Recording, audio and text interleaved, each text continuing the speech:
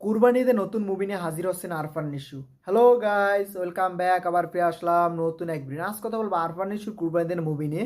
আসলে কি কুরবানিতে তার কোনো মুভি আসবে কিনা, নাকি এটা গুঞ্জন, তা নিয়ে আজকে কথা হবে। তা জানতে হলে ভিডিও শেষ পর্যন্ত দেখতে হবে, কারণ অল্পটি থেকে চলে গেলে আপনারা জানতে পারবেন যে আরফান নিশু এটা কি গুঞ্জন উঠেছে নাকি আসলেই সত্যি সত্যি কুরবানিতে সে ব্যাক করতেছে। তো চলুন ভিডিওটি শুরু করা যাক।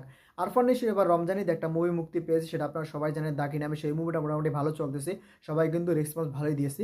কিন্তু আবার অনেকে বলেছে যে মুভির লাস্টে গিয়ে গল্পটা এদিক ওদিক হয়ে গেছে, মানে গল্পটা লাস্টে ফিনিশিংটা ভালো দিতে পারেনি, কিন্তু মুভির আগে সব কিছু ঠিকঠাক ছিল। সেটা মুভিটা কিছু কিছু মুভিতে এরকম হতেও পারে অথবা নাও হতে পারে। হয়তো যারা তারা এই মুভির ফ্যান না, তারা হয়তো সেরকম নেগেটিভিটি করতে পারে, কারণ আমি এখনও মুভিটা দেখিনি। মুভিটা আমাদের এই নারায়ণগঞ্জের ভিতরে এখন রিলিজ পেনে, যদি রিলিজ পেতে আমি অবশ্যই দেখতাম। দেখার পর হয়তো আমি রিভিউটা দিয়ে দিতাম আমার কাছে মুভিটা কেমন লাগছে। কিন্তু মুভিটা যেমনই লাগুক, মুভিটা ভালো হয়েছে। সব থেকে বেশি রিভিউ এটাই এসেছে যে মুভিটা ভালো হয়েছে। এটা ভালো যে বাংলা মুভি দিন দিন ভালো আসছে প্রত্যেকটা মুভি। এবার ঈদে যে কোনো মুভি এসেছে প্রত্যেকটা মুভি কিন্তু ভালো আসছে, এবং প্রত্যেকটা মুভিরই কিন্তু মানুষ প্রশংসা করছে, শুধু জিন থ্রি বাদ দিয়ে। তার মানে এবার আমাদের বাংলা ইন্ডাস্ট্রি সামনের দিকে আস্তে আস্তে ডেভেলপ হচ্ছে। দেখা যাক সামনের দিকে আরও কত কত ভালো মুভি আসতে পারে। এবার রমজানে যে কিভাবে ভালো ভালো মুভি এসেছে, কুরবানিতে কিন্তু ভালো ভালো মুভির অপেক্ষা করছে। সেখানে না শোনা যাচ্ছে যে আরফান নিশু নতুন একটা মুভি নিয়ে আসতেছে আশরাফ আদনানের সাথে। আশরাফ আদনান কিন্তু তার প্রযোজনা প্রতিষ্ঠান থেকে 3টা মুভি তৈরি করেছে। লাস্ট কিন্তু মেগাস্টার শাকিব খানকে নিয়ে এসে রাজকুমার নামে একটা মুভি তৈরি করেছে। সেই মুভিটা বেশ সফল মুভি হয়েছিল। তারপর কিন্তু সে আর কোনো মুভি করছিল না, সে হারিয়ে গেছিল। তাকে কিন্তু আমরা খুঁজে পাচ্ছিলাম না।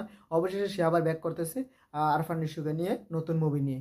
এটা কোন জনারের মুভি হবে সেটা বোঝা যাচ্ছে না, কিন্তু এক সূত্র মতে জানা যাচ্ছে যেটা আরফান নিশু বিগত যে কটা মুভি করেছে প্রত্যেকটা মুভি থেকে ডিফারেন্ট একটা মুভি হতে চলেছে। এখন দেখা যাক ডিফারেন্ট মুভি কোন হতে চলেছে। এর আগে কিন্তু আশাদান একটা মুভির ঘোষণা দিয়েছিল সাহেব নামে। এটা কি সেই মুভি কিনা সেটা এখনো বলা যাচ্ছে না। সাহেব নামে কি এই মুভিটা কি সে অভিনয় করবে, কারণ মেগাস্টার শাকিব খান কিন্তু সাহেব নামে মুভিতে অভিনয় করার কথা ছিল। পরে কিন্তু সে সেই মুভিতে অভিনয় করে, সেই মুভি থেকে সরে গেছে। হয়তো মুভির গল্প দুর্বলের কারণে হয়তো সরে গেছে, অথবা মেকিংয়ের দুর্বলতার কারণে হয়তো সরে গেছে। যেভাবে হোক শাকিব খান কিন্তু সেখান থেকে সরে যাওয়ার পরপরই কিন্তু এই মুভিটা আরফান ইস্যু করতেছে। এখন দেখা যাক আরফান ইস্যু এই মুভিটা দিয়ে জ্বর তুলতে পারে কিনা। এই মুভিটা সে করতেছে কিনা না নতুন মুভি করছে সেটা কিন্তু এখনো কনফার্ম না, কারণ যদি প্রযোজনা প্রতিষ্ঠান থেকে এখন অফিসিয়ালি ঘোষণা দেওয়া হয়নি। যদি অফিসিয়ালি ঘোষণা দেওয়া হয় তখনই আমরা জানতে পারবো এটাকে সে সাহেব মুভি করতেছে কিনা, নাকি নতুন কোনো মুভি সে করতেছে, সেটার অপেক্ষা আছি। আরফান নিশু যদি কিছু মুভি করতে থাকে, একাধিক মুভি করতে থাকে, কারণ সে বলেছে কিন্তু বছরে সে 3টা মুভি করবে। তার একটা মুভি এবছরে চলে এসেছে দাগি নামে, এখন আর 2টা মুভি বাকি আছে 25-এর ভিতরে।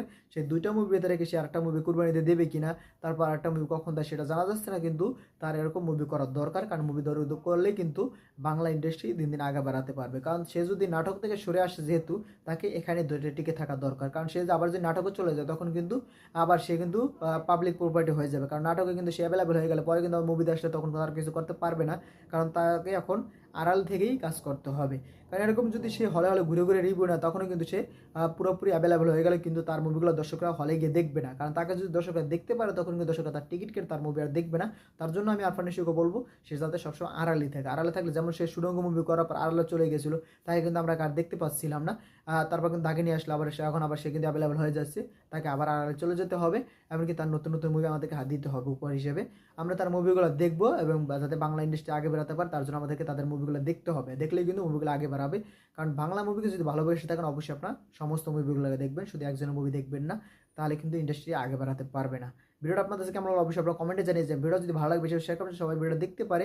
আর যারা যারা এখন আমার চ্যানেল সাবস্ক্রাইব করেন, চ্যানেল সাবস্ক্রাইব করেন। যারা ফেসবুক পেজ থেকে অবশ্যই পেজটি ফলো করে দিবেন, কারণ আপনার সাবস্ক্রাইবটা ফলো কিন্তু আপনার ভাইকে পরবর্তী ভিডিও বানানোর জন্য আগ্রহীত করে। তো এখন চ্যানেল সাবস্ক্রাইব করে দিন, পেজটি ফলো করে দিন। ভিডিও শেষ পর্যন্ত থাকার জন্য অসংখ্য ধন্যবাদ। টেক কেয়ার, দেখা হবে নেক্সট ভিডিওতে। তোমার তোমার সুস্থ থাকুন, বাই বাই। আর বাংলা মুভির সাথেই থাকুন। ধন্যবাদ।